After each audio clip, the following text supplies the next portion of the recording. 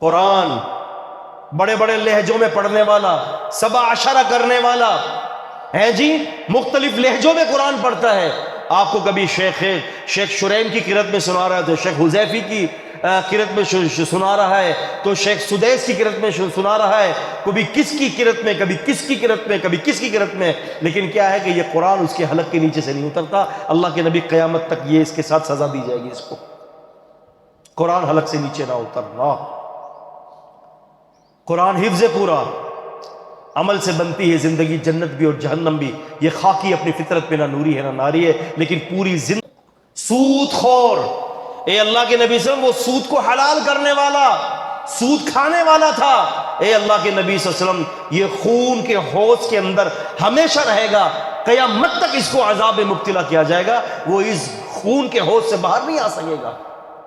اب بیٹے کا موبائل ہے تو اس پر الگ پاسورڈ ہے، بیوی کا موبائل ہے تو اس پر الگ پاسورڈ ہے، بیٹی کا موبائل ہے تو اس پر الگ پاسورڈ ہے، خاوند کا موبائل ہے تو اس پر الگ پاسورڈ ہے. سب کے اپنے اپنے پرسنل موبائل ہیں، سب کے اپنے اپنے پرسنل پاسورڈ لگے ہوئے ہیں. کیا ہو رہا ہے کیا نہیں ہو رہا کسی کو کچھ نہیں پتا. ان الحمد للہ نحمده ونستعینه ونستغفره ونعوذ باللہ من شرور انفسنا ومن سيئات أعمالنا، من يهده الله فلا مضل له ومن يضلل فلا هادي له، واشهد ان لا اله الا الله وحده لا شريك له، واشهد ان محمدا عبده ورسوله. اما بعد فان خير الحديث كتاب الله، وخير الهدي هدي محمد صلى الله عليه وسلم، وشر الأمور محدثاتها، وكل محدثة بدعة، وكل بدعة ضلالة، وكل ضلالة في النار. أما بعد فأعوذ بالله السميع العليم من الشيطان الرجيم، من همزه ونفخه ونفثه. بسم الله الرحمن الرحيم. فليحذر الذين يخالفون عن أمره أن تصيبهم فتنة أو يصيبهم عذاب أليم. رب اشرح لي صدري ويسر لي أمري واحلل عقدة من لساني يفقه قولي. يا ربي ولك الحمد كما ينبغي لجلالك وجهك عظيم سلطانك، حمدا كثيرا طيبا مباركا فيه كما يحب ربنا ويرضى. يا ربي ولك الحمد ولك الشكر. الحمد لله، الحمد لله الذي هدانا لهذا وما كنا لنهتدي لولا أن هدانا الله. اللهم صل على محمد وعلى آل محمد كما صليت على إبراهيم وعلى آل إبراهيم إنك حميد مجيد. اللهم بارك على محمد وعلى آل محمد كما باركت على إبراهيم وعلى آل إبراهيم إنك حميد مجيد. صرف ایک حدیث آپ کو سناؤں گا میں، اور اسی ایک حدیث کے حوالے سے ہم ضروری کچھ باتوں کو سمجھیں گے. امام بخاری رحمۃ اللہ علیہ نے اپنی صحیح کے اندر کتاب التعبیر میں ایک حدیث نقل فرمائی ہے. کہتے ہیں کہ رسول اللہ صلی اللہ علیہ وسلم آرام فرما رہے تھے، اور نبی کریم صلی اللہ علیہ وسلم کو نیند کی حالت میں 2 فرشتے آتے ہیں. آپ سو رہے ہیں اور 2 فرشتے آتے ہیں اور نبی کریم صلی اللہ علیہ وسلم کو ایک سفر پر لے جاتے ہیں. یاد رکھیں عزیزان مکرم کہ کسی بھی بندے کا خواب اللہ تعالیٰ کی وحی نہیں ہو سکتا سوائے انبیاء علیہم الصلوۃ والسلام کے. اللہ رب العزت والجلال نے نبیوں کو جو خصوصیات دی ہیں، ان خصوصیات میں یہ بھی خصوصیت ہے کہ اللہ رب العزت والجلال اپنے نبیوں پر حالت نیند میں ان کے دل پر اپنے احکامات کو جاری کرتے ہیں. آپ کو یاد ہوگا سیدنا ابراہیم علیہ السلام نے سیدنا اسماعیل علیہ الصلوۃ والسلام کو کیا کہا تھا کہ یا بنی انی اری فی المنام انی اذبحک، یا بنی انی اری فی المنام انی اذبحک فانظر ماذا تری، اے میرے بیٹے میں نے خواب میں دیکھا ہے کہ میں نے تمہیں ذبح کیا ہے، فانظر ماذا تری، بتاؤ اب کہ آپ کا کیا ارادہ ہے۔ لفظ تری، رعا، اس کا مصدر، اس کا معنی یہ ہے کہ دیکھنا، غور کرنا۔ دو چیزوں پر دیکھا جاتا ہے، ایک آنکھوں سے دیکھنا ہوتا ہے اور ایک دل کے اندر تدبر کرنے کو بھی رعا کہا جاتا ہے، دیکھنا جاتا ہے، غور و فکر کو بھی دیکھنا کہتے ہیں۔ ابراہیم علیہ السلام نے فرمایا کہ بیٹے میں نے خواب میں دیکھا ہے کہ میں آپ کو ذبح کر رہا ہوں، تو اب بتائیے آپ کا کیا ارادہ ہے؟ تو کہتے ہیں کہ یا ابت افعل ما تؤمر، یا ابتی، اے میرے والد،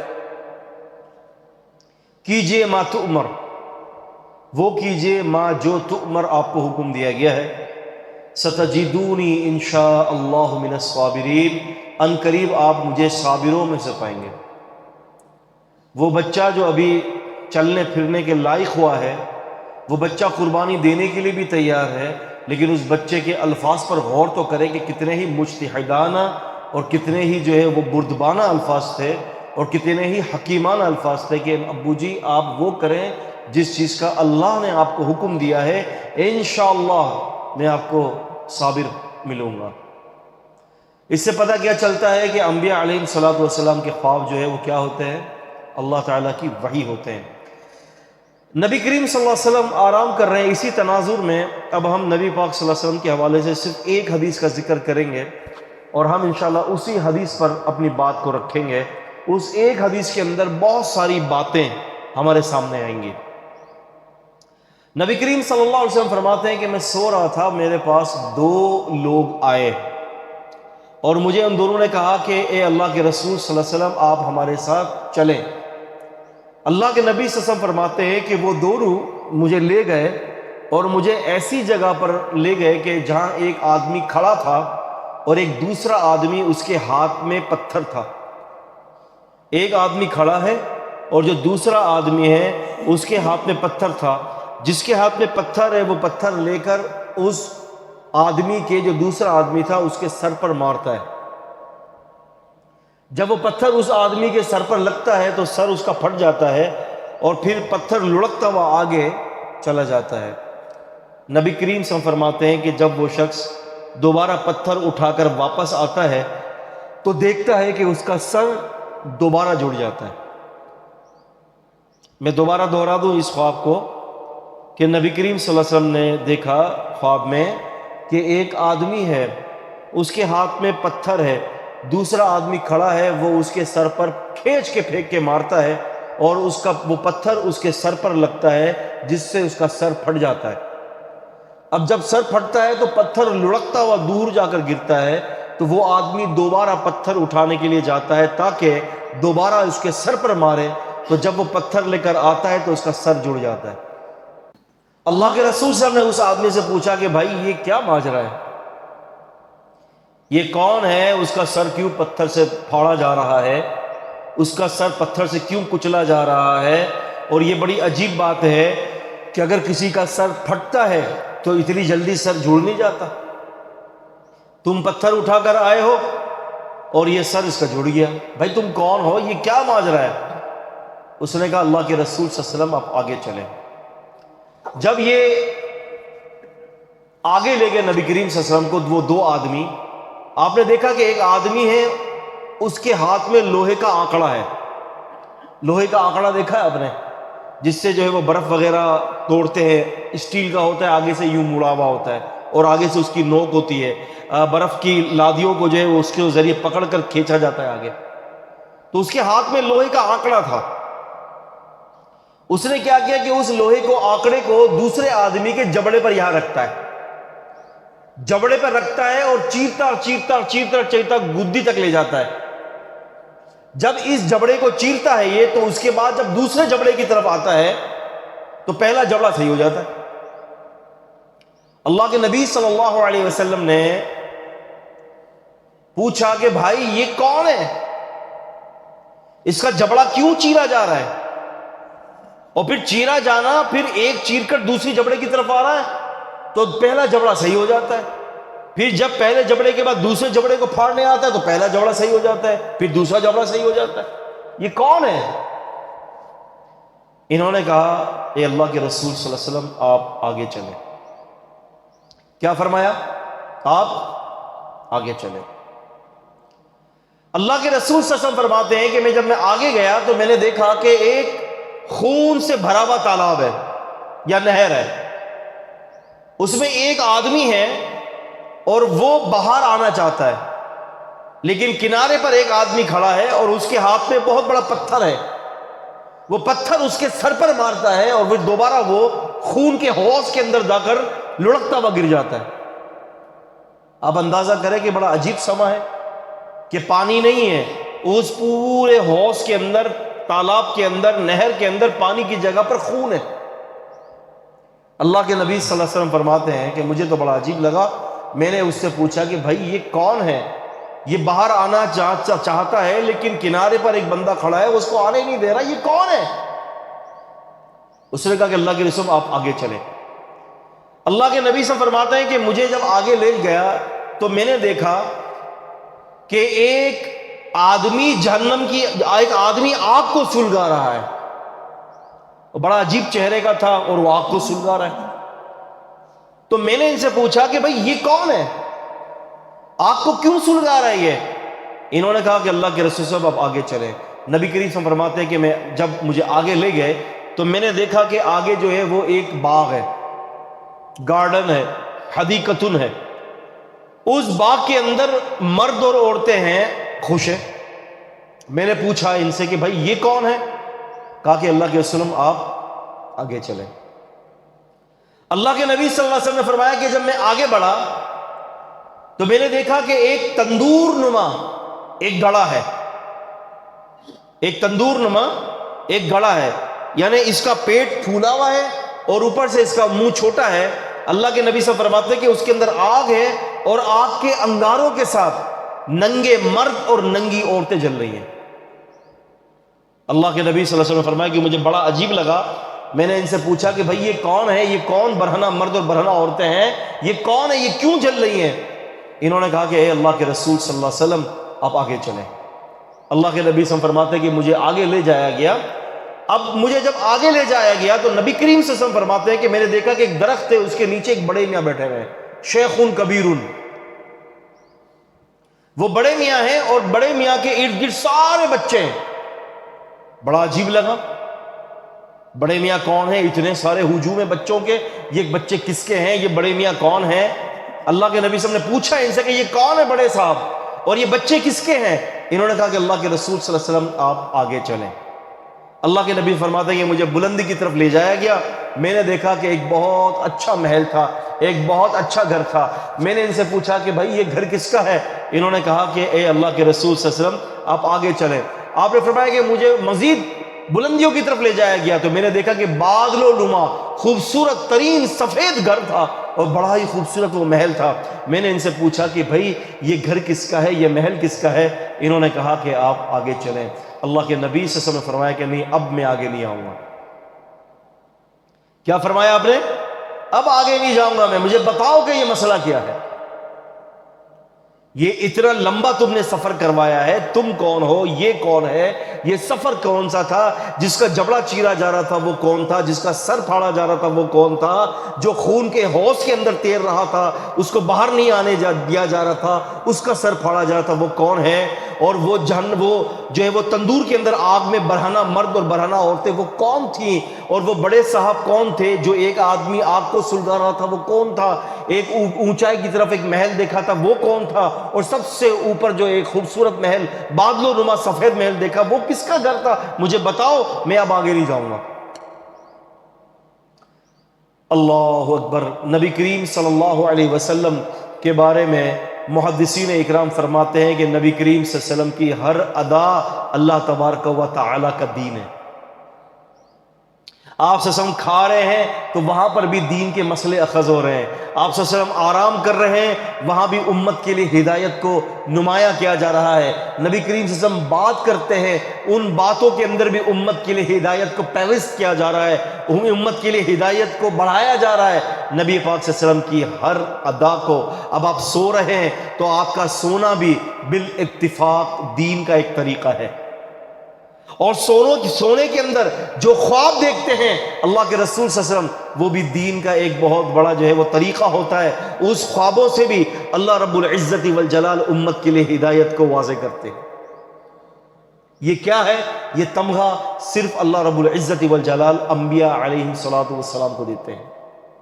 اللہ کے نبی صلی اللہ علیہ وسلم. اب ہم خواب کی طرف جاتے ہیں، لیکن دو باتیں ذہن میں رکھیں کہ رسول اللہ صلی اللہ علیہ وسلم خود خواب دیکھتے یا صحابہ کرام خواب دیکھتے. اور یہ بتا دوں میں آپ کو کہ نبی پاک صلی اللہ علیہ وسلم نے اس دن، جس دن یہ لمبا میں نے خواب آپ کو سنایا، اس دن اللہ کے نبی صلی اللہ علیہ وسلم نے صحابہ سے پوچھا کیا تم میں سے کسی نے کوئی خواب دیکھا ہے؟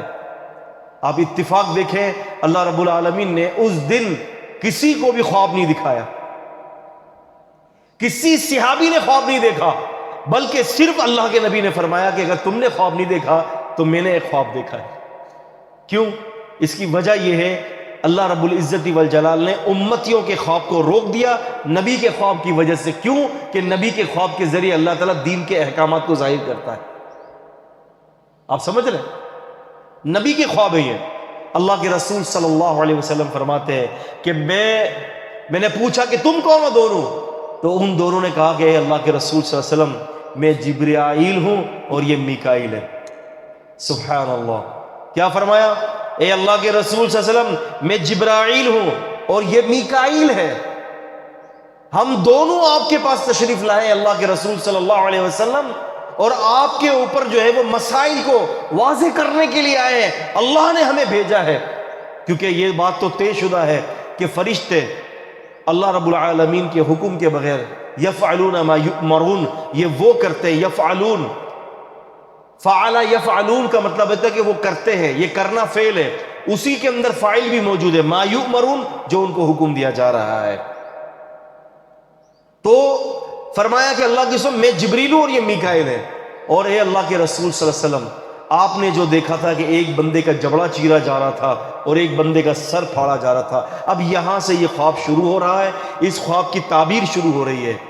یاد رکھیں کہ خواب کی تعبیر کے حوالے سے چند باتیں میں آپ کے سامنے کروں گا کہ ہمارے یہاں جب خواب کو دیکھا جاتا ہے، اگر کوئی خواب اچھا بھی دیکھتا ہے تو ہم عام بندے سے اس خواب کی تعبیر پوچھواتے ہیں.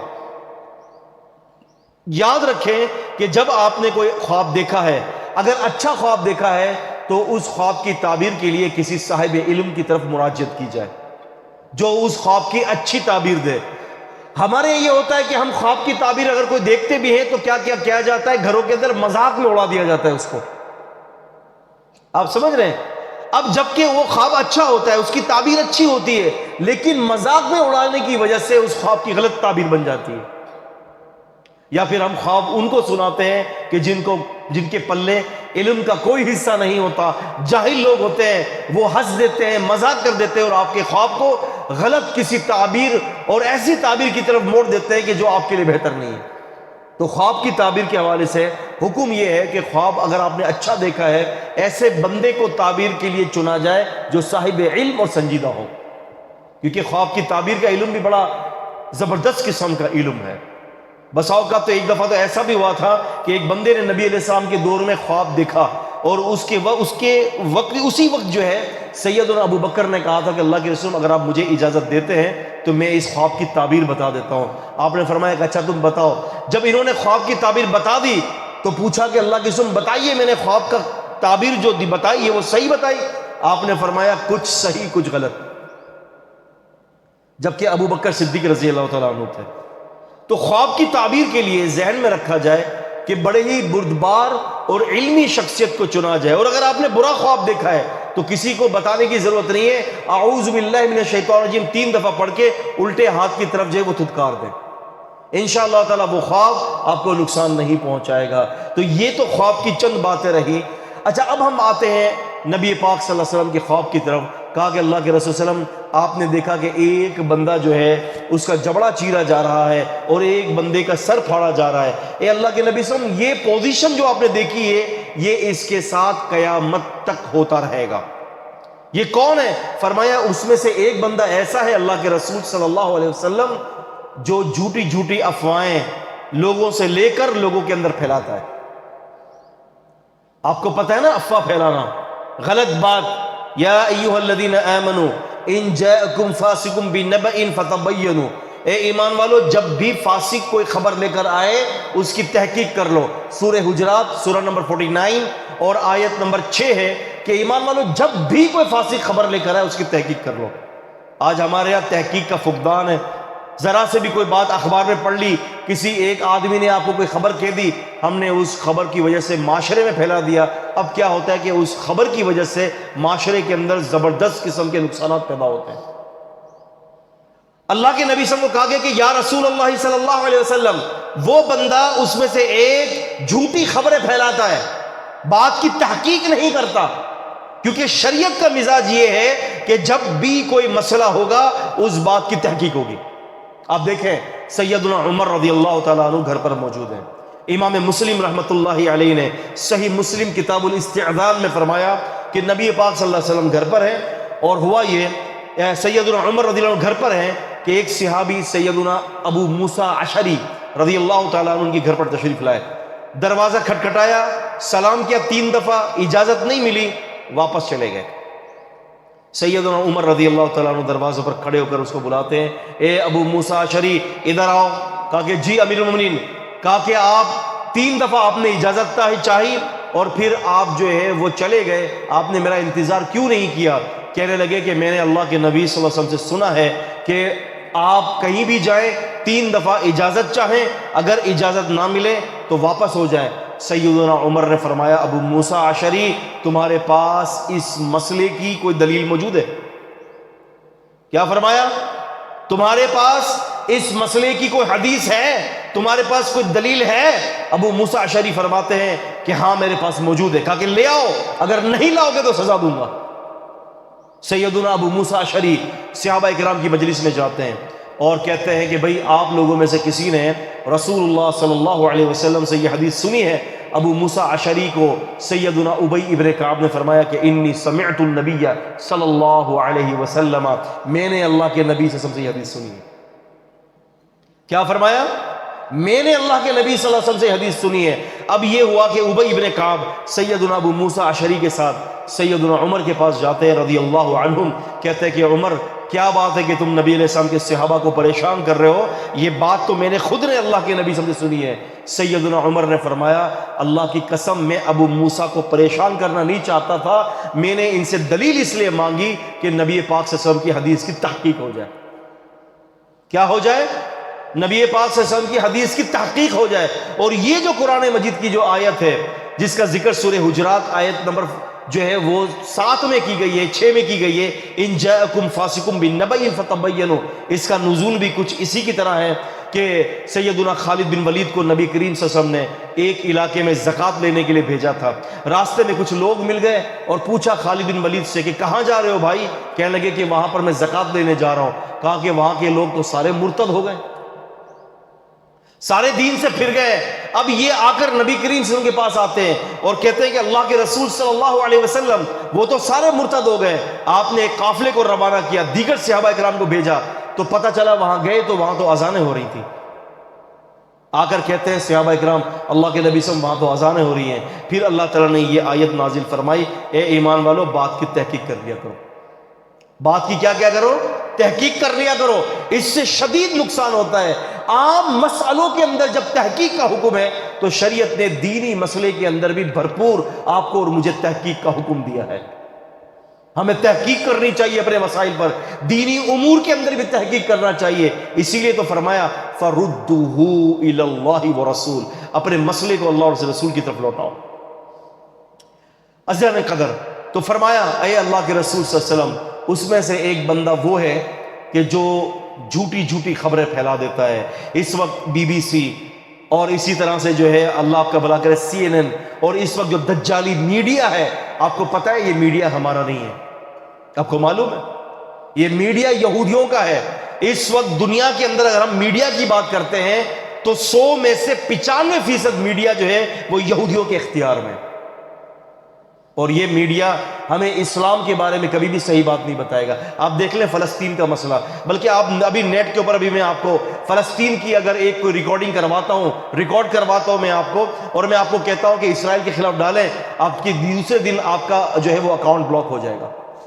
آپ دیکھیں کتنی پاور ہے ان لوگوں کے پاس۔ تو یہ کیا ہے؟ یہ دجالی فتنہ ہے۔ یاد رکھیں عزیزان قدر، آج امت کے اندر جو فساد برپا ہے نا عقائد کے اعتبار سے، وہ فساد میڈیا کی وجہ سے۔ ہم کیا کرتے ہیں؟ ہمارے پاس وقت تو ہوتا نہیں ہے کہ ہم محدثین یا ہم علماء کے پاس بیٹھ کر جو ہے وہ علم دین کو سیکھیں، بلکہ ہم کیا کرتے ہیں؟ بلکہ ہم اس کی جگہ پر جب بھی کوئی مسئلہ ہوتا ہے تو یوٹیوب کھول لیتے ہیں، فیس بک کھول لیتے ہیں، یوٹیوب سے ہم علم دین کو حاصل کرتے ہیں۔ حالانکہ مجھے اور آپ کو کیا پتا کہ یوٹیوب پر بیٹھنے والا، تقریر کرنے والا کس قسم کے بھیانک کردار کو وہ ادا کر رہا ہے، بھیانک عقائد آپ کے اندر پھیلا رہا ہے۔ ہمیں اور آپ کو کیا پتا کہ وہ کیا زبردست قسم کا دھوکہ دے رہا ہے۔ آپ دیکھیں نا، میں آپ کو اس کی مثال دیتا ہوں۔ نبی کریم صلی اللہ علیہ وسلم کی حدیث ہے صحیح بخاری کتاب الفتن کی، آپ کو مثال دوں گا میں۔ وہ حدیث یہ ہے نبی پاک صلی اللہ علیہ وسلم کی، اللہ کے رسول صلی اللہ علیہ وسلم نے فرمایا کہ میں حوض کوثر پر تمہارا پیش خیمہ ہوں گا، انا فرتکم علی الحوض، میں تمہارا پیش خیمہ ہوں گا حوض کوثر پر۔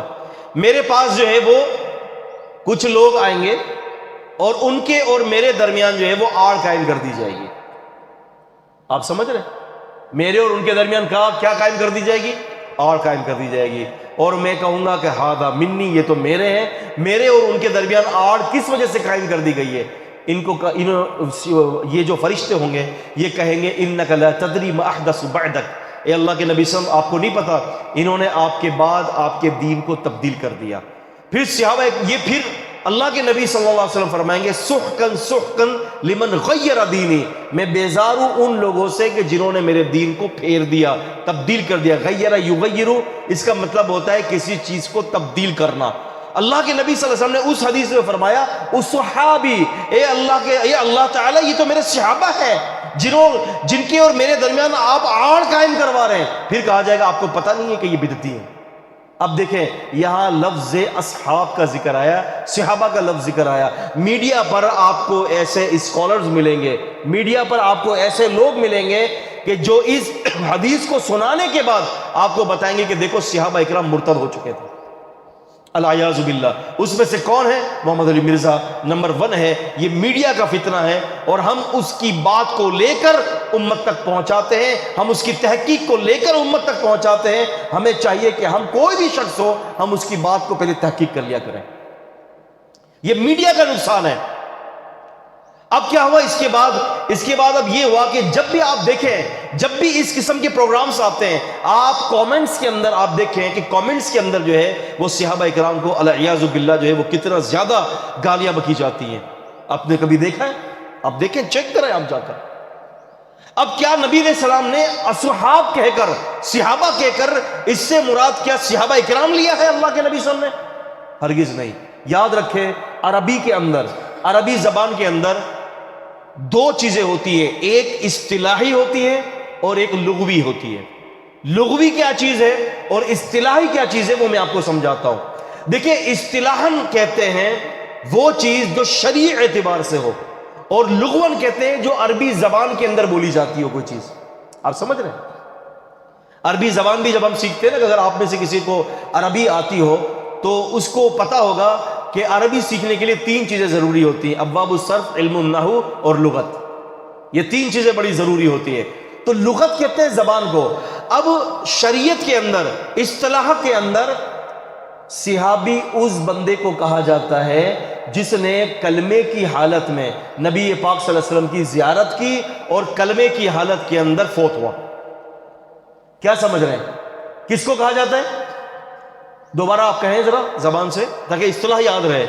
کلمے کی حالت میں جس نے نبی پاک صلی اللہ علیہ وسلم کی زیارت کی اور کلمے کی حالت میں وہ بندہ فوت ہوا، اس کو کہا جاتا ہے اصطلاحاً صحابی، اور لغون کس کو کہا جاتا ہے؟ لغت کے اندر صحابی اس کو کہا جاتا ہے کہ جو آپ کے زمانے میں زندہ ہو، یا جو آپ کو فالو کر رہا ہو، یا جو آپ کی جو ہے وہ آپ کے نظریات کا حامل ہو اور اس کی تائید کر رہا ہو، وہ آپ کا صحابی ہے. یہ لغت کے اندر ہے. اب نبی کریم صلی اللہ علیہ وسلم نے جو فرمایا تھا کہ یہ تو میرے صحابہ ہیں، میرے اور ان کے درمیان آڑ کیوں قائم کر دی گئی ہے، یہ میرے صحابہ ہیں. تو عزیزان قدر، یہاں صحابہ سے مراد لغوی صحابہ نہیں ہے، یہ اصطلاحی صحابہ نہیں ہے، بلکہ لغوی صحابہ مراد ہے. یعنی عربی زبان کے اعتبار سے صحابی کہا گیا ہے وہ زمانے کے اندر کبھی بھی ہو، چاہے وہ نبی کریم صلی اللہ علیہ وسلم کا انکار کرنے والے ہوں، چاہے وہ رسول اللہ صلی اللہ علیہ وسلم کی حدیثوں کا انکار کرنے والا ہو، چاہے وہ کلمہ کرنے کے پڑھنے کے بعد جو ہے وہ کبیرہ گناہ کرنے والے ہوں، یا وہ دنیا کے کسی بھی دور سے تعلق رکھتے ہو، اس کے صحابی کہا جاتا ہے. یہ لغت کے اعتبار سے ہے. اور اللہ کے نبی صلی اللہ علیہ وسلم نے جو فرمایا تھا کہ میرے صحابہ ہیں، اس سے مراد ہرگز وہ صحابہ نہیں ہے ابو بکر، عمر، عثمان، علی اور دیگر صحابہ جنہوں نے کلمے کی حالت میں نبی کریم صلی اللہ علیہ وسلم کی زیارت کی اور کلمے کی حالت میں فوت ہوئے. اس سے ہرگز مراد وہ صحابہ نہیں ہے. سمجھ رہے میری بات کو؟ آج میرے درس میں شاید کہ آپ کو شعر و شاعری نہیں ملے، میں معافی چاہتا ہوں، کیونکہ یہاں کا مزاج ہوتا ہے شعر و شاعری کا کہ بھائی شعر بھی پڑھے جا رہے ہیں، ترنم بھی لگائے جاتے ہیں، شاعری بھی پڑھی جاتی ہے تو مزہ آتا ہے لوگوں کو. بھائی بات یہ ہے کہ میں سیدھی سادھی تقریر کرنے والا بندہ ہوں، لیکن یہ ہے کہ علمی کچھ باتیں ایسی میں آپ کو دینا چاہتا ہوں کہ جس سے آپ کو اور امت کو فائدہ ہو جائے. اصل چیز ہے فائدہ، دینی اعتبار سے آپ لوگوں کو فائدہ ہو جائے. یہ میرا جو ہے وہ مقصد ہے کہ اللہ رب العزت والجلال میری گفتگو کو آپ کے لیے بھی اور میرے لیے بھی صدقہ جاریہ اور نجات کا ذریعہ بنا دے. اذان قدر یہ ہوتا ہے لوگوں. اور اب یہ دیکھیں کہ اسی کے بعد دوسری حدیث ہے، یہاں پر صحابی کے لفظ ہے، اس حدیث کے اندر آتا ہے کہ امتی امتی، اے اللہ یہ تو میری امتی ہیں، اے اللہ میری یہ تو امتی لوگ ہیں. یہ پتہ چلا کہ اصحاب سے مراد وہ صحابہ نہیں ہے جو نبی پاک صلی اللہ علیہ وسلم کے دور کے اندر جنہوں نے کلمے کے ساتھ زندگی بسر کی اور کلمے کی حالت میں فوت ہو گئے. اصحاب سے مراد نبی پاک صلی اللہ علیہ وسلم کے آنے والے وہ امتی ہیں جو قیامت تک آئیں گے. لیکن کیا میڈیا کا دجالی فتنہ کیا ہے؟ میڈیا کا دجالی فتنہ یہ ہے کہ انہوں نے آپ کو یہ رخ بتا دیا کہ یہاں سے مراد صحابہ اکرام رضوان اللہ تعالی علیہم اجمعین ہے، جو روافض کا عقیدہ ہے، جو رافضیوں کا عقیدہ ہے. تو یہ میڈیا کا فتنہ ہے جو بغیر تحقیق کے، بغیر کسی تصدیق کے آپ جو ہے وہ میڈیا کا فتنہ آگے تک پھیلاتے ہو. یہ جو آپ یاد رکھیں، جو آپ بٹن کر کے جو شیئرنگ کرتے ہیں نا، جب یہ آپ کو کوئی بات سمجھ میں آ گئی یا کوئی اچھی لگ گئی، آپ نے اس کی تصدیق نہیں کی، آپ نے اس کی تحقیق نہیں کی اور آپ نے جناب علی اس کو کہیں بھی شیئر کر دیا، یاد رکھیں یہ بھی آپ ایک افواہ کو، ایک غلط بات کو جو ہے وہ امت تک پہنچا رہے ہیں. کتنی ساری ایسی روایتیں ہوتی ہیں جو ایک دفعہ میں آپ کو بتاؤں. ایک دفعہ ایسا ہوا کہ روافض کا یہ عقیدہ ہے کہ انا مدینۃ العلم وعلی بابها، میں علم کا شہر ہوں. انا مدینۃ العلم، انا یہ وہ ضمیر ہے جو فصل ضمائر ہوتی ہیں اور یہ متکلم کی ضمیر ہے. میں مدینۃ العلم، مدینہ جو ہے یہ اسم ہے عربی میں، اور علم بھی جو ہے یہ بھی اسم ہے. میں مدینہ ہوں علم کا، وعلی بابوہا، اور علی اس کا دروازہ ہے. اس کو ملا علی قاری رحمت اللہ علیہ نے موضوعات کے اندر ذکر کیا ہے، یعنی فرمایا کہ یہ فیبریکیٹڈ روایت ہے، یہ جھوٹی اور من گھڑت ہے. ٹھیک ہے، اب آپ دیکھیں صحیح مسلم کے حوالے سے، میں میڈیا کا فتنہ بتا رہا ہوں میں آپ کو، صحیح مسلم کے حوالے سے ایک روایت ہمارے سنیوں نے بھی گڑھی ہے. وہ کیا کہ میں مدینۃ العلم ہوں، علم کا شہر ہوں، ابو بکر اس کی چھت ہے، عمر اس کے دروازے ہیں اور دیواریں ہیں، اور علی اس کا جو ہے وہ مین دروازہ، جس کو بڑا دروازہ کہتے ہیں، بڑا پھاٹک کہتے ہیں، علی اس کا بڑا دروازہ ہے. پھر کیا لکھا ہے کہ نبی صلی اللہ علیہ وسلم نے فرمایا، یہ حدیث نقل کی اور نیچے لکھ دیا کہ صحیح مسلم حدیث نمبر 1332. اور میرے پاس یہ گھومتے گھومتے آئی، لوگوں نے شیئرنگ کی، میں نے تحقیق کی، تصدیق کی، تو 20 لوگوں نے اس روایت کو صرف جو ہے وہ روافض کی رد کے لیے جو ہے اس کو سینڈ کیا ہے، اس کو جو ہے وہ آگے شیئر کیا ہے، جبکہ دونوں کی دونوں روایتیں جو ہے جھوٹ کا پلندہ ہے. کسی صحیح حدیث میں نہیں ہے کہ میں جو ہے وہ علم کا جو ہے وہ شہر ہوں، علی اس کا دروازہ ہے، ابو بکر اس کی چھت ہے، عمر اس کی دیواریں ہیں. کسی بھی صحیح حدیث کے اندر کہیں بھی یہ ذکر نہیں ہے. لیکن ہمارے یہاں کیا ہوتا ہے کہ جناب علی کوئی بات اچھی لگ گئی اور اس کو کیا کر دیا، شیئر کر دیا. یہ کیا ہے؟ یہ پروپیگنڈے کے حکم کے اندر آتا ہے. سمجھ رہے ہیں؟ یہ کس میں آ رہا ہے؟ یہ پروپیگنڈے کے حکم میں آ رہا ہے. اس قسم کی لا تعداد روایات ہمارے معاشرے میں گونج رہی ہیں. آپ دیکھیں نا، جہاں کوئی اچھی بات ہوگی، قول علی رضی اللہ عنہ، علی رضی اللہ عنہ کا قول ہے. جب بھی کوئی اچھی بات، قول علی رضی اللہ عنہ. اچھا بھائی کیسے پتا چلا کہ علی رضی اللہ عنہ نے فرمایا؟ اس کی کوئی تصدیق نہیں ہے، اس کی کوئی تحقیق نہیں ہے، ہم شیئرنگ پر شیئرنگ کیے جاتے ہیں. آپ یقین مانیں، میں آپ کو کیا بتاؤں، ایک بہت بڑے عالم کراچی کے اندر، یعنی عالم نہیں، خطیب، کراچی کے اندر ایک بہت بڑے خطیب تشریف لائے. انہوں نے روایت سنا دی. اب آپ سنیے گا ذرا، پوری روایت سنا دی. روایت سنانے کے بعد اچھا ہمیں یہ روایت نہیں ملی، پتہ نہیں انہوں نے کہاں سے روایت سنائی، حوالہ بھی نہیں دیا. ایسے ہوتے ہیں نا کہ بغیر حوالوں کے دھڑا دھڑ باتیں چل رہی ہوتی ہیں اور لوگ جھوم رہے ہوتے ہیں، مزہ آ رہا ہوتا ہے. بغیر حوالے کی روایت سنا دی. جب تقریر ختم ہوئی اور کھانے پر بیٹھے تو کہا کہ حضرت وہ جو آپ نے جو روایت سنائی ہے کہ اس کی دلیل تو دیتے، وہ کہاں پر ہے؟ پتہ ہے کیا جواب دیا؟ ایک خطیب اسٹیج پر بیٹھ کر تقریر کر رہا ہے، سامنے جو ہے وہ درجنوں نہیں سینکڑوں لوگ بیٹھے ہوئے ہیں، اور وہ روایت سنا رہا ہے بغیر حوالے کے.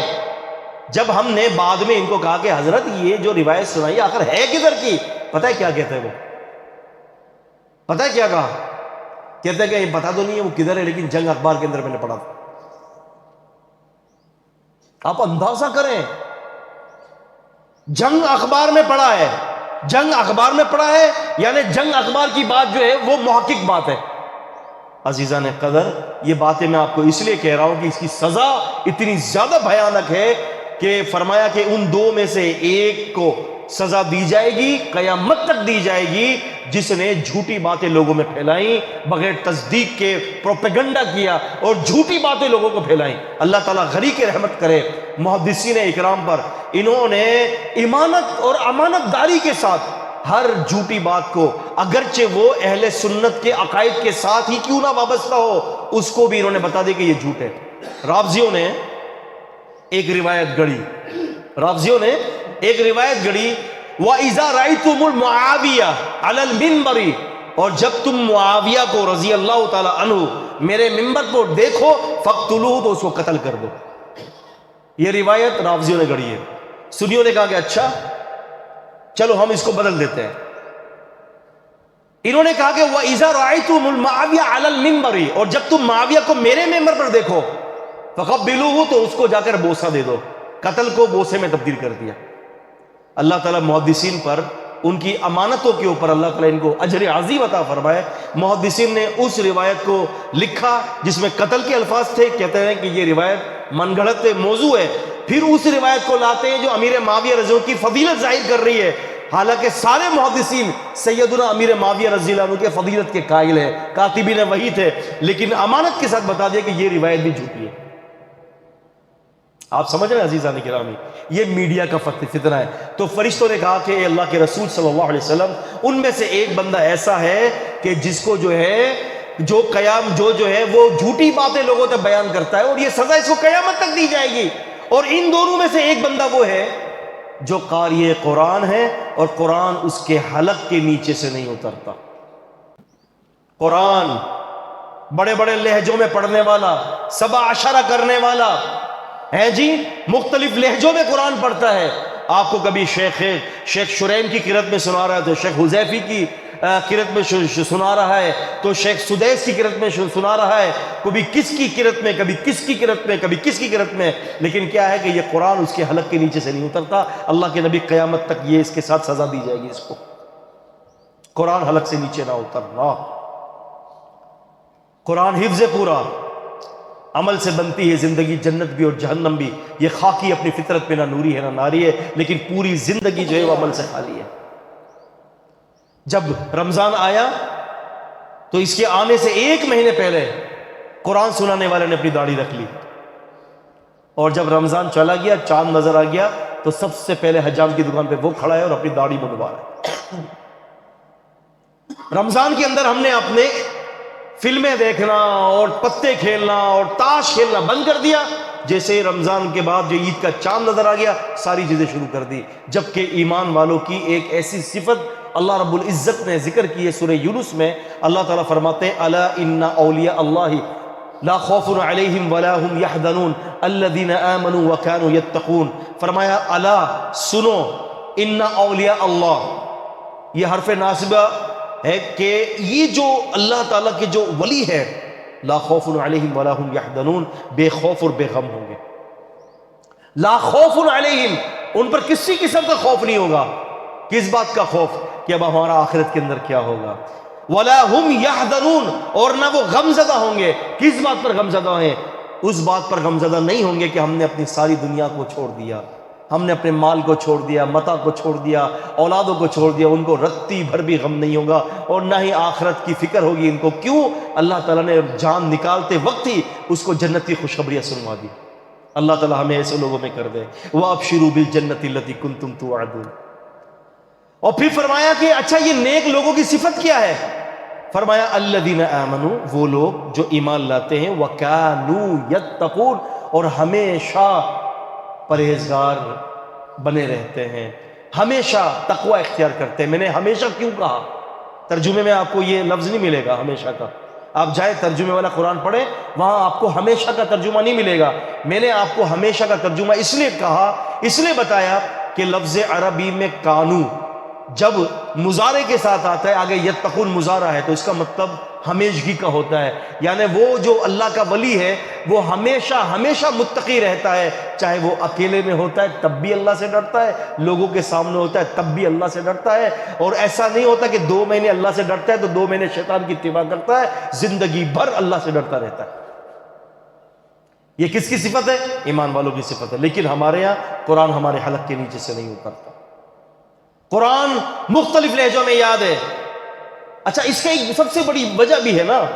اس کی سب سے بڑی وجہ کیا ہے کہ ہم نے اپنے بچوں کو قرآن حفظ تو کروا دیا، لیکن کبھی بھی ہم نے یہ کوشش نہیں کی کہ ہمارا بچہ قرآن کا ترجمہ بھی سیکھ لے. آپ سمجھ رہے ہیں؟ ہمارا بچہ قرآن کا ترجمہ سیکھ لے، نہیں، یہ چیز ہم نہیں کروائیں گے. آپ دیکھیں کہ قرآن کے ترجمہ تو بہت دور کا مسئلہ ہے. تو عزیزان قدر، یہ وہ 2 لوگ ہیں کہ جن کو سزائیں دی جا رہی ہوں گی. نبی کریم صلی اللہ علیہ وسلم کو کہا کہ اللہ کے رسول، اب آپ آگے گئے، آپ نے دیکھا کہ ایک خون کا حوض ہے. اے اللہ کے رسول صلی اللہ علیہ وسلم، اس میں جو آدمی ہے وہ آدمی سود خور ہے. کیا ہے؟ سود خور. اے اللہ کے نبی صلی اللہ علیہ وسلم، وہ سود کو حلال کرنے والا، سود کھانے والا تھا. اے اللہ کے نبی صلی اللہ علیہ وسلم، یہ خون کے حوض کے اندر ہمیشہ رہے گا، قیامت تک اس کو عذاب میں مبتلا کیا جائے گا. وہ اس خون کے حوض سے باہر نہیں آ سکے گا. آپ بتائیے آج ہم نے کیا سود کو اور حرام کو حلال نہیں کر دیا؟ بتائیے، سود کو حرام نہیں، حلال نہیں کر دیا ہم نے. یہ سود حرام ہے. اور آج تو ہمارے یہاں تو اللہ معاف کرے، یقین جانیے مال کہاں سے آ رہا ہے، حلال کا ہے حرام کا ہے، یہ تمیز ہی ختم ہو چکی ہے. یہ تمیز ہی ختم ہو چکی ہے.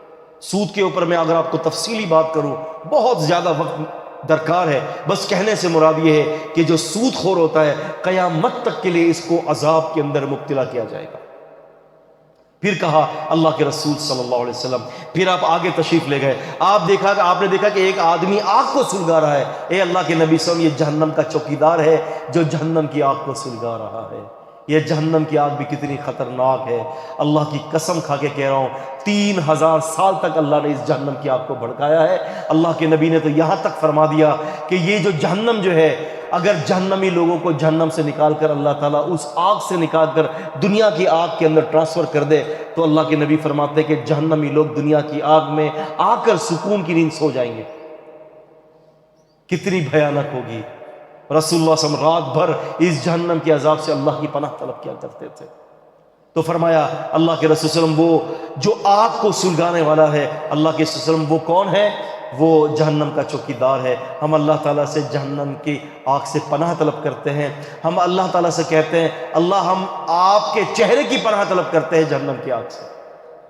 کہا کہ اللہ کے قسم، پھر آپ نے دیکھا کہ کچھ لوگ باغ میں ہیں اور کچھ عورتیں بھی باغ میں ہیں. اے اللہ کے رسول صلی اللہ علیہ وسلم، یہ جنتی عورتیں اور جنتی مرد ہیں، یہ عام عورتیں اور عام مرد ہیں، یہ جنت میں ہیں اپنی۔ اللہ کے نبی صلی اللہ علیہ وسلم کو کہا کہ اللہ کی قسم، جو آپ نے دیکھا کہ آگے ایک تندور نما جو ہے ایک گڑھا ہے، اور اس کے اندر برہنہ مرد اور برہنہ عورتیں جل رہی ہیں، اور باہر کی طرف آ رہی ہیں، جل رہی ہیں۔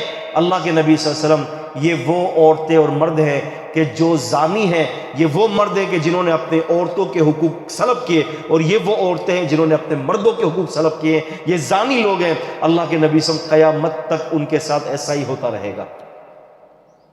آپ اندازہ کریں کتنی سخت قسم کی وعید ہے، کتنی سخت قسم کی وعید ہے۔ یہ وہ لوگ ہیں کہ جو اپنے خاوندوں کی، یہ وہ عورتیں ہیں کہ جو اپنے خاوندوں کا حق جو مارتی ہیں، اور یہ وہ خاوند ہیں جو اپنی بیویوں کے حق مارتے ہیں۔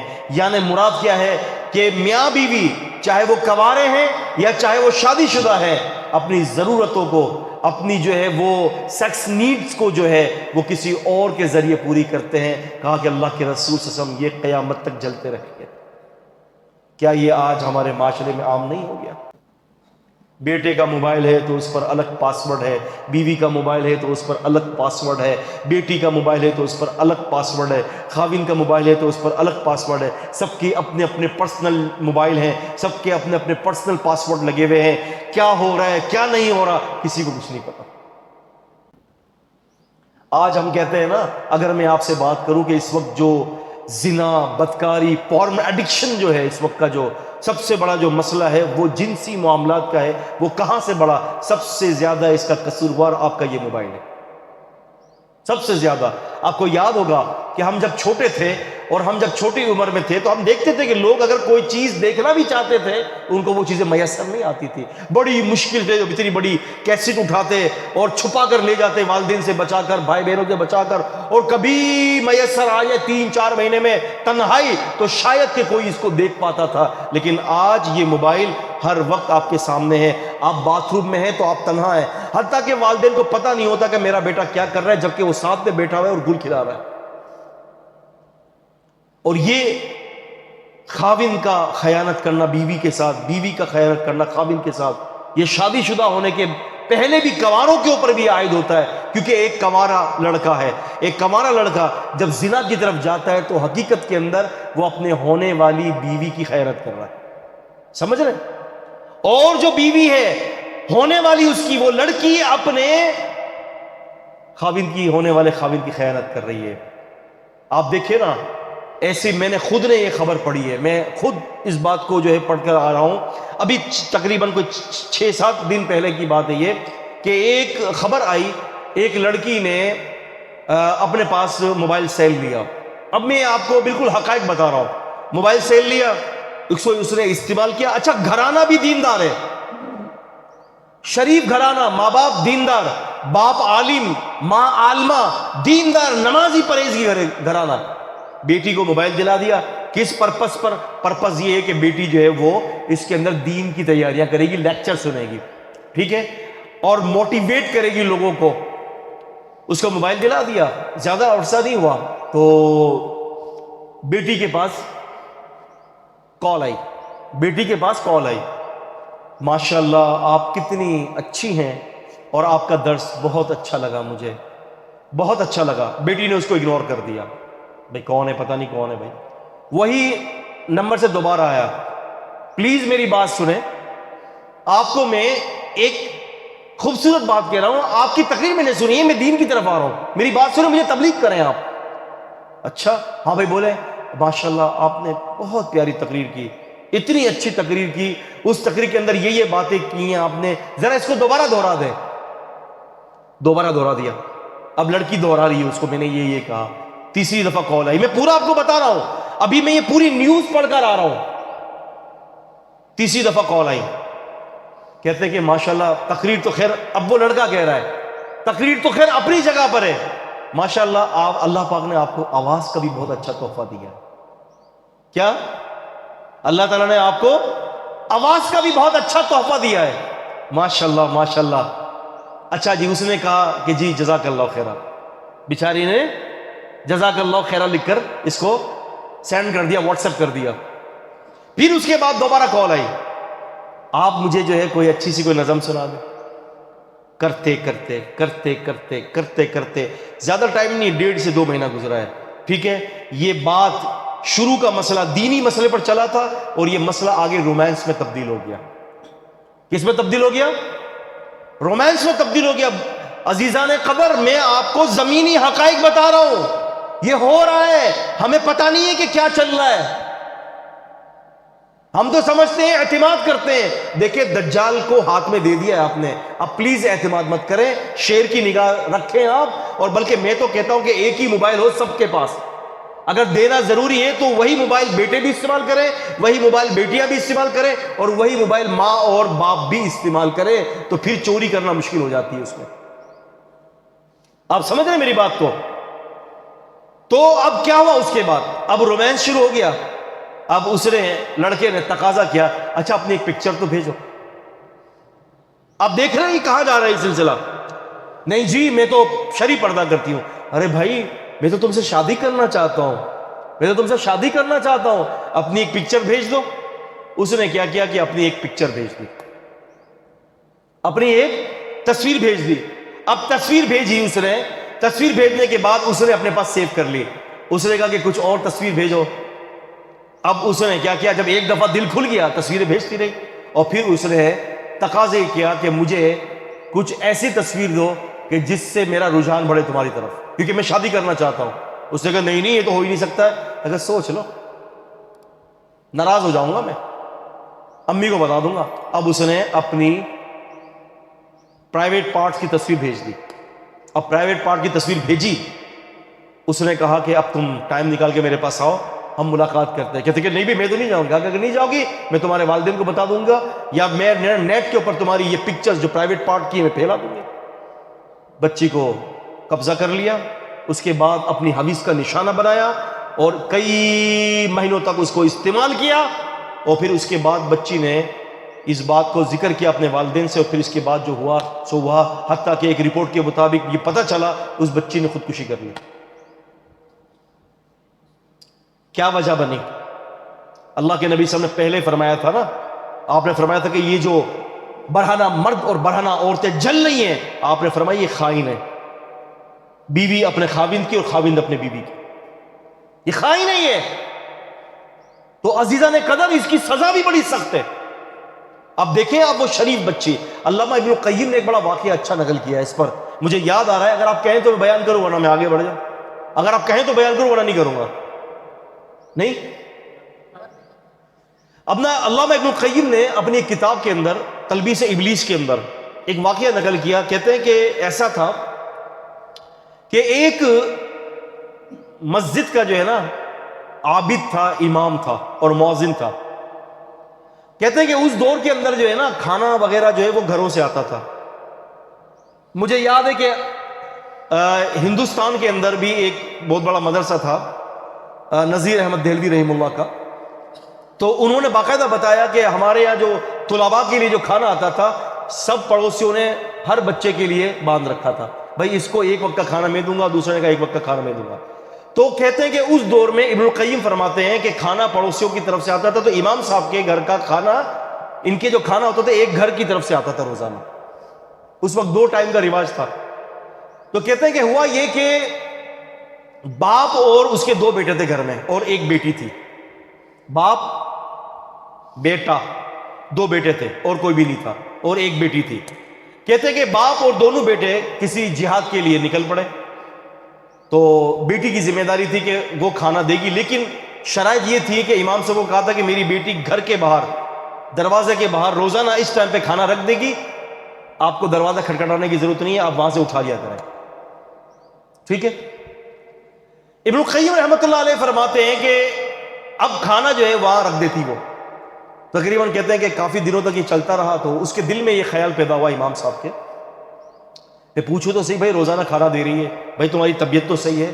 اس نے دروازے پر اس کو دستک دی اور کہا کہ بھائی تمہاری طبیعت تو ٹھیک ہے. اسے اندر سے بولا کہ جی الحمدللہ. دروازہ بند کر دیا. ابن القیم فرماتے ہیں کہ 1-2 دفعہ اور اس نے حالات پوچھے. پھر اس کے بعد کہتے ہیں ابن القیم فرماتے ہیں کہ حالات پوچھنے کے بعد اس نے، وہ کھڑی ہو گئی اپنے دروازے پر، یہ باہر کھڑا ہو گیا. اب سلام و دعا کا سلسلہ شروع ہو گیا. حال احوال کا مزید سلسلہ شروع ہو گیا۔ ابن القیم رحمۃ اللہ علیہ فرماتے ہیں کہ جب یہ بڑھتا رہا تو اس نے کہا کہ ہم اندر بیٹھ کے نا سلام دعا کر لیں، میں اندر بیٹھ کے کھانا کھا لیتا ہوں۔ کہتے ہیں ابن القیم کہ وہ اندر پھر چلا گیا، گھر کے اندر گیا، کافی ٹائم تک گھر کے اندر بیٹھ کے کھانا کھاتا رہا۔ پھر اس کے بعد شیطان ان کے دل میں آیا اور وسوسہ ڈالا اور ان سے بدکاری ہو گئی دونوں سے۔ پھر اس کے بعد ابن القیم رحمۃ اللہ علیہ فرماتے ہیں کہ لڑکی کے ہاں جو ہے وہ بچہ پیدا ہو گیا۔ اب ماں باپ کے آنے کا وقت ہو رہا تھا تو اس امام صاحب نے کیا کہ بچی کو بھی قتل کر دیا اور اس کو بھی قتل کر دیا، دونوں کو مار دیا جان سے اپنی عزت کو بچانے کے لیے۔ تو عزیزان قدر، یہ جو دراصل معاملات ہوتے ہیں نا اپنی عزت کو بچانے کا معاملہ، اور یہ زنا کے طریقے اور یہ عریانی اور فحشی کے جو طریقے ہوتے ہیں، یہ شیطان انسان کو کہیں کا نہیں چھوڑتا۔ اس کی اعمال بھی خراب ہو جاتے ہیں، اس کی عزت بھی خراب ہو جاتی ہے، اس کی دنیا بھی خراب ہوتی ہے اور آخرت بھی برباد ہو جاتی ہے۔ اللہ تعالیٰ کی حفاظت طلب کرتے ہیں ہم اپنی بھی اور اپنے گھر والوں کی عزتوں کی۔ عزیزان قدر، پھر نبی کریم صلی اللہ علیہ وسلم نے فرمایا کہ پھر مجھے آگے لے گئے تو آپ نے فرمایا تھا کہ یہ درخت کے نیچے جو ہے وہ ایک بڑے صاحب بیٹھے تھے اور اس کے ارد گرد چھوٹے بچے تھے۔ تو اللہ کے نبی صلی اللہ علیہ وسلم نے پوچھا کہ یہ بڑے صاحب کون ہیں؟ کہا کہ اللہ کے رسول صلی اللہ علیہ وسلم یہ ابراہیم علیہ السلام ہیں، اور یہ جو چھوٹے چھوٹے بچے ہیں نا یہ وہ بچے ہیں کہ جو دنیا کے اندر معصوم بچے ہوتے ہیں، بالغ نہیں ہوتے، کسی بھی مذہب کے ساتھ تعلق رکھتے ہو، اے اللہ کے نبی صلی اللہ علیہ وسلم وہ چھوٹے بچے جب مرتے تو وہ یہاں آ جاتے ہیں۔ امام بخاری رحمۃ اللہ علیہ نے باب قائم کیا ہے، بابو ما قیل فی اولاد المشرکین، کہ مشرکین کی اولاد کا کیا حکم ہے۔ تو اس حدیث سے اور دوسری حدیث سے پتہ چلتا ہے کہ وہ مشرکین کے بچے جو چھوٹے معصوم ہوتے ہیں اگر وہ مر جاتے ہیں تو اللہ پاک ان کو عذاب میں مبتلا نہیں کرتے، اللہ تعالیٰ ان کو معاف کر دیتے ہیں۔ تو فرمایا کہ ابراہیم علیہ السلام تھے۔ پھر کہا کہ اے اللہ کے رسول صلی اللہ علیہ وسلم، آپ جب اوپر گئے اور آپ نے خوبصورت سا محل دیکھا تو اے اللہ کے رسول صلی اللہ علیہ وسلم وہ گھر جو ہے وہ شہداء کا ہے، اور اس کے اوپر جو آپ نے محل دیکھا خوبصورت سا بادلوں سے زیادہ سفید گھر، اے اللہ کے رسول صلی اللہ علیہ وسلم یہ آپ کا گھر ہے۔